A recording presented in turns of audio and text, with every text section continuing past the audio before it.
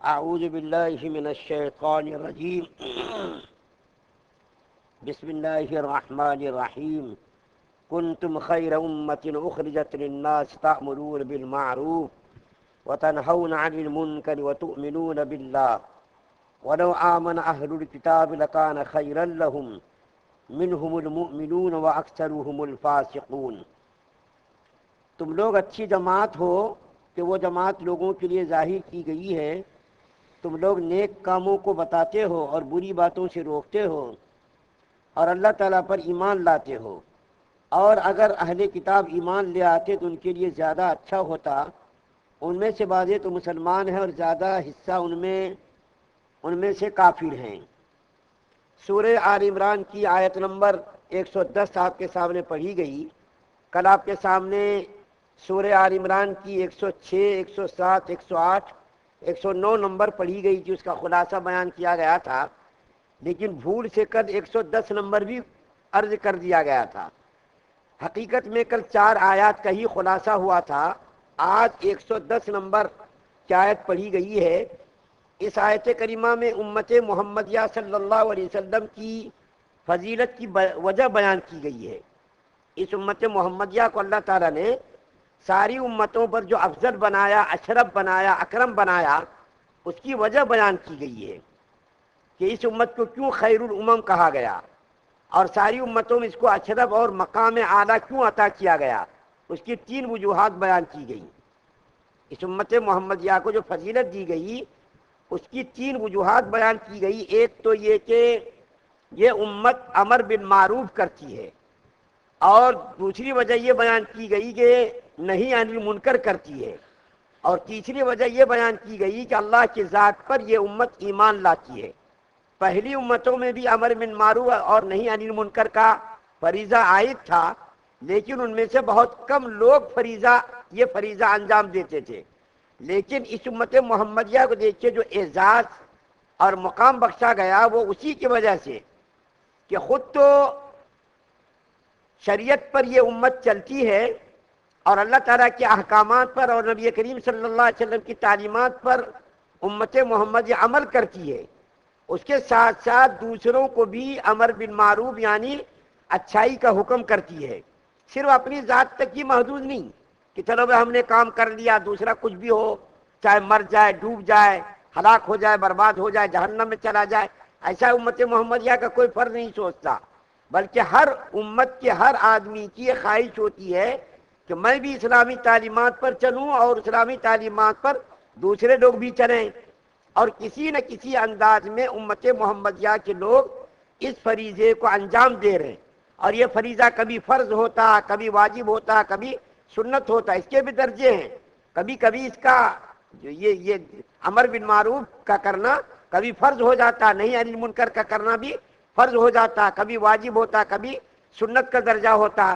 تو اس امت محمدیہ کی جو افضلیت بیان کی گئی، ایک تو یہ کہ امر بالمعروف، خود اسلامی تعلیمات پر چلنا، دوسروں کو بھی چلانا، خود اس کی روشنی میں زندگی گزارنا، دوسروں کو بھی اس روشنی سے کیا کرنا، وابستہ کرنا۔ اور دوسری چیز نہیں عن المنکر یعنی برائیوں سے روکنا، جس کا میں نے آپ کے سامنے ذکر کیا تھا کہ ایک تو ہے زبان سے روکنا، ایک ہے طاقت سے روکنا، اور ایک ہے نچلا درجہ کم سے کم دل سے اس کو برا سمجھنا۔ دوسری وجہ یہ، تیسری وجہ یہ بیان کی گئی کہ یہ لوگ اللہ کی ذات پر ایمان لاتے۔ دیکھیں یہاں پر ایک نقطے کی بیان علماء نے بیان کی ہے کہ سب سے پہلا درجہ تو ایمان کا ہے۔ ایمان کے بغیر تو کوئی عمل قابل قبول ہے ہی نہیں۔ سب سے پہلی چیز ایمان ہے، اس کے بعد پھر دوسری عبادات ہے۔ ایمان نہیں تو کوئی عمل قبول نہیں، چاہے آدمی کتنا بھی نیکیوں کا کام کرتا رہے، خیر کا کام کرتا رہے، اچھائی کا کام کرتا رہے، اگر ایمان نہیں ہے نعوذ باللہ تو اس کو کوئی نیک کام فائدہ نہیں دے سکتا۔ ہاں دنیا کے اندر اگر کوئی نیکی کا کام کرتا ہے تو اللہ تعالیٰ اس کی نیکیوں کا بدلہ دنیا میں دے دیتے کافروں کو، لیکن ایمان کے بغیر اگر کوئی نیک کام چاہے کتنا بڑا ہی کام کیوں نہ ہو تو اس کو جو ہے جنت نہیں مل سکتی، اور کوئی نیک کام اس کا قابل قبول بھی نہیں ہو سکتا۔ یہاں پر دیکھیے سب سے پہلا نمبر اللہ نے بیان کیا امر بالمعروف، دوسرا نمبر نہیں عن المنکر، اور تیسرے درجے میں ایمان کو بیان کیا۔ تو علماء نے اس کا نقطہ اور اس کی وجہ بیان کی ہے کہ ایمان کے بارے میں تو پہلی امتیں اور یہ امت محمدیہ یہ سب کے سب برابر ہیں ایمان میں. پہلے لوگ بھی ایمان قبول کرتے تھے اور یہ امت بھی جو ہے جو مسلمان ہے وہ اس نے بھی ایمان قبول کیا. تو ایمان کے تعلق سے تو وہ اور یہ سب برابر ہے. اصل میں یہاں پر امر بالمعروف اور نہی عن المنکر کی فضیلت بیان کرنا ہے. ایمان کو تیسرے درجے پر اس لیے رکھا کہ یہاں پر ایمان کی فضیلت بیان کرنا مقصود نہیں بلکہ امر بالمعروف اور نہی عن المنکر کو بیان کرنا ہے. اور تیسرے نمبر اس کو اس لیے بیان کر دیا کہ امر بالمعروف اور نہی عن المنکر بھی ایمان کے بغیر قابل قبول نہیں. ایمان ہے تو امر بالمعروف بھی قابل قبول ہے اور نہی عن المنکر بھی قابل قبول ہے. تیسرے درجے میں ایمان کو رکھا. اس کے بعد اللہ کیا فرما رہے کہ اگر یہ اہل کتاب یہود و نصارہ ایمان قبول کر لیتے تو بہت اچھا رہتا ان کے لیے. دیکھیے اللہ تعالیٰ کے کلام میں کتنی شفقت اور کتنی محبت ہے کہ اللہ تعالیٰ اس کو جبر نہیں کر رہے ہیں بلکہ اس کہہ رہے کہ اگر وہ لوگ ایمان لے آتے تو اس کا ایمان لانا بہتر ہوتا ان کے حق میں. ان کو جنت ملتی اور امت محمدیہ کے اندر وہ لوگ شامل ہو جاتے اور امت محمدیہ کو جو فضیلت حاصل ہے ان کو بھی وہ فضیلت حاصل ہو جاتی. لیکن ان لوگوں نے اعراض کیا روگردانی کی اور نبی کریم صلی اللہ علیہ وسلم کے اوپر وہ لوگ ایمان نہیں لائے اور قرآن کو بھی انہوں نے ماننے سے انکار کر دیا. تو یہ جو ہے بہت کم لوگ ایمان لائے. جیسا کہ یہودیوں میں سے حضرت عبداللہ ابن سلام رضی اللہ تعالیٰ عنہ یہودیوں بہت بڑے عالم تھے. اللہ تعالیٰ نے ان کو ایمان کی توفیق دی اور وہ مسلمان ہو گئے. اور اسی طریقے سے نجاشی حبشہ کا بادشاہ تھا اس نے ایمان قبول کیا. بہت تھوڑے لوگ اللہ کیا فرما رہے ہیں بہت تھوڑے لوگوں نے ایمان قبول کیا. ان میں سے اکثر لوگ تو ناشکرے ہی رہے ان میں اکثر لوگ تو کافر ہی رہے. اکثر لوگ جو ہے خدا کا انکار اور رسول کا انکار اور قرآن کا انہوں نے انکار ہی کر دیا. تو ان لوگوں میں سے اکثر لوگوں نے ایمان قبول نہیں کیا تھوڑے لوگوں نے ایمان قبول کیا. اگر وہ لوگ بھی ایمان قبول کر لیتے تو اللہ تعالیٰ ان کو بھی یہ فضیلت دیتے جو فضیلت امت محمدیہ کو حاصل ہے. اور جو مقام امت محمدیہ کا حاصل ہے وہی مقام وہی فضیلت وہی درجہ ان لوگوں کو بھی مل جاتا. لیکن شرط یہ ہے وہ لوگ بھی ایمان لاتے قرآن کو مانتے نبی کریم صلی اللہ علیہ وسلم کو مانتے تو ان کو بھی یہ مقام حاصل ہو جاتا. لیکن جب انہوں نے نہیں مانا تو ان کا ہی نقصان ہوا. اللہ کا کیا نقصان ہوا نبی کریم صلی اللہ علیہ وسلم کا کیا نقصان ہوا. ان لوگوں نے اپنا ہی نقصان کیا کہ اتنی بڑی فضیلت اتنے بڑے مقام سے محروم کر دیے گئے. تو اس امت محمدیہ کا جو اعزاز ہے اور جو فضیلت کی وجہ ہے ان اعزاز کی وجوہات کو ہم نے چھوڑ دیا. یعنی امر بالمعروف اور نہی عن المنکر اس کو ہم نے کرنا چھوڑ دیا.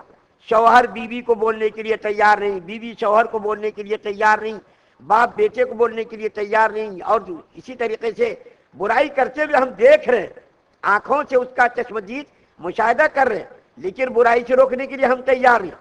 ہم برائی سے روکنا تو دور کی بات ہم خود اس برائی کے اندر ملوث ہو رہے ہیں. مثال کے طور پر شادی کے اندر دیکھیے کتنے خرافات ہو رہے ہیں.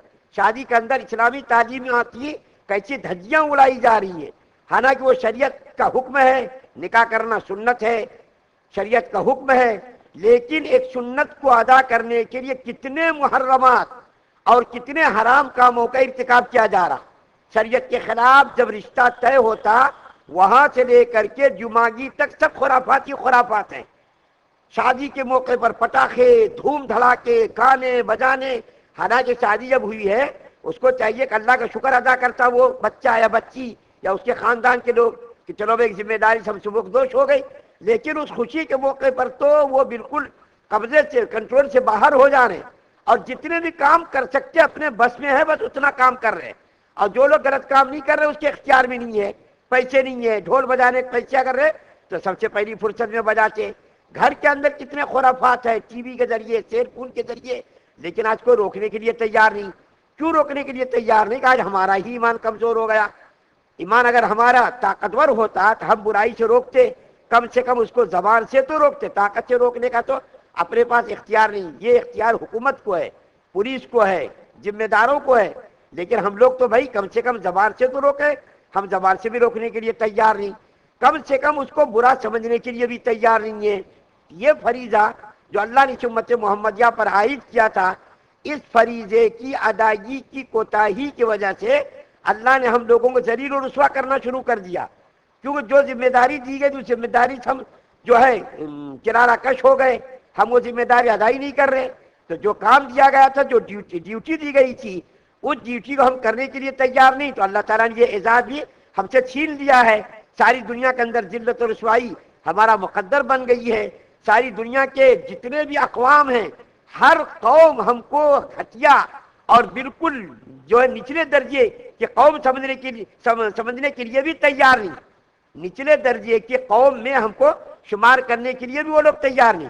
اس لیے ہم لوگوں کو یہ کوشش کرنی چاہیے کہ اللہ تعالیٰ نے آیت کریمہ کے اندر امت محمدیہ کی جو فضیلت کی وجہ بیان کی ہے، ان چیزوں کو کرنے کی کوشش کریں، یعنی امر بالمعروف اور نہی عن المنکر، اچھائی کا حکم دینا، برائی سے روکنا، ان کاموں کا ہم کوشش کریں. اللہ سے دعا ہے کہ اللہ تعالیٰ ہم تمام مسلمانوں کو اس فریضے کی ادائیگی کی توفیق عطا فرمائے، ایمان کامل نصیب فرمائے، شرک سے، کفر سے، نفاق سے، بدنیتی بد اخلاق سے ہم سب کی حفاظت فرمائے.